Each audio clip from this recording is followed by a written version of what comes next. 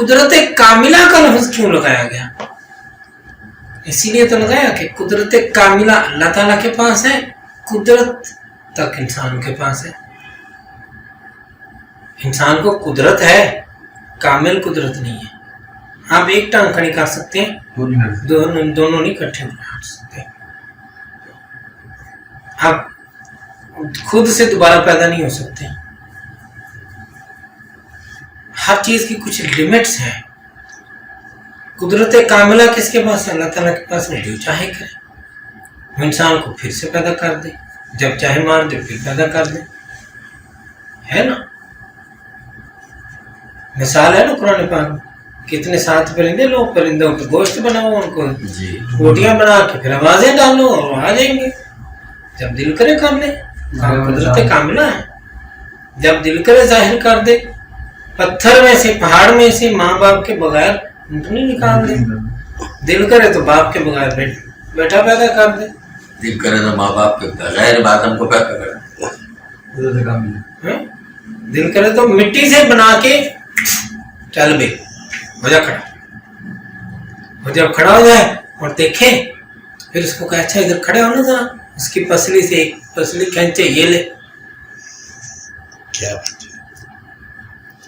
ये कुदरत कामिला की मिसालें हैं, लेकिन कुदरत को इंसान को दी गई ना, इसीलिए फरिश्तों में ये चीज सारी पूरी न होने की वजह से इस पर पूरे नहीं उतरते।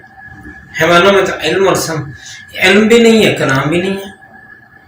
इल्म, कलाम, कुदरत और 7 सिफात है ना, कुदरत, हयात, इरादा, इल्म, समा, बसर, कलाम, ये बुनियादी 7 सिफात हैं। ये 7 सिफात किसी ऐसी फर्जी सूरत में अगर हो जिसमें ये सिफात भी हो और वो इन सिफात से मुत्तसिफ भी हो। आपके मोबाइल में कितना नॉलेज मौजूद है किताबों की शक्ल में, लेकिन वो उनसे मुत्तसिफ नहीं है, उसको खुद को ये इल्म हासिल नहीं है, वो एक बेजान चीज ही है। उसकी बजाय इंसान वो है कि जिसके दिमाग में इल्म आता है तो फिर वो उससे मुत्तसिफ भी होता है। और कितने ही आज भी ऐसे इंसान हैं जिनको हो सकता है इसी तरह की किताबें और ये सारी बातें रटी हुई हैं, लेकिन मतलब नहीं पता, यानी उनके पास इल्म है, मालूम नहीं है, मुत्तसिफ नहीं है। और इस पर हमको शुक्र अदा करना चाहिए, अल्लाह ताला का फजल करम है। तो आगे बढ़े कि वो इन 7 सिफात से मुत्तसिफ भी हो तो यही सूरत इंसानी हो सकती है, और यही सूरत उस शर्फ अक़दस से मुशर्रफ होने के काबिल है।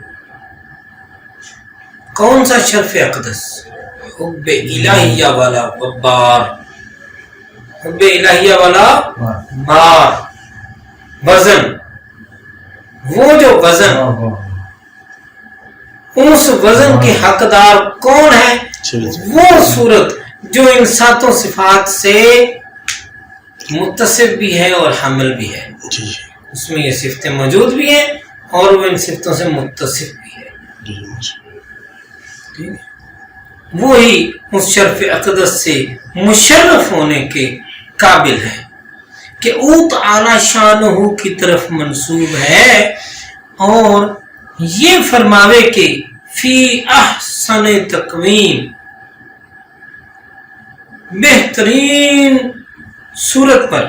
जब ये सूरत मकबूला है तो अहसन तक़वीम फरमा के ये वाज़े कर दिया कि ये सूरत मकबूला है। अहसन तक़वीम फरमा के ये वाज़े कर दिया कि भी ये सूरत मकबूल सूरत है, जिसको बनाने वाला खुद कह रहा है कि हमने इसको बेस्ट पीस बनाया, खुद को पसंद है। क्या बात है, खुद को पसंद है और उसको अपने से मोहब्बत की जिम्मेदारी दे दी। ये जिम्मेदारी वो बारे इलाही है, ये जिम्मेदारी वो بار امانت ہیں، لیکن ون سائڈڈ نہیں رکھا، خود بھی محبت فرمائی اور خود محبت فرماتے ہوئے اس کو فرمایا احسن تکوین علی صورت ہی نفخت فیہ، پھر کیا فرمایا ہے، کتنا پیارا جملہ ایک اور ڈال دیا، سارے اسماء بھی سکھا دیے، پھر فرمایا کس کو، فرشتوں کو، انی جاعل فی الارض خلیفہ، میں زمین میں اپنا ایک خلیفہ لے کر آنے والا ہوں، ٹھیک ہے، اتنی محبت کا اظہار، اس درجے کی محبت کا اظہار،